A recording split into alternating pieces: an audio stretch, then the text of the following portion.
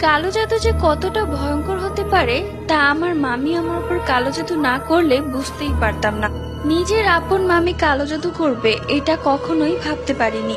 কিন্তু আমার কপাল এতটাই খারাপ ছিল যে আমি তার শিকার হয়ে গেলাম। মূলত তার মেয়ে আর আমি একই ক্লাসে পড়ি। তার মেয়ের গায়ের রং শ্যামলা আর আমি ফর্সা। এটাই ছিল আমার দোষ। বাড়িতে যত সম্বন্ধই আসতো সব আমার জন্য, তার মেয়ের জন্য আসতো না। তার মেয়ের জন্য সম্বন্ধ আসলেও তারা আমাকেই পছন্দ করত, কেননা আমরা একই বাড়িতে থাকি। এটাই কি আমার দোষ ছিল?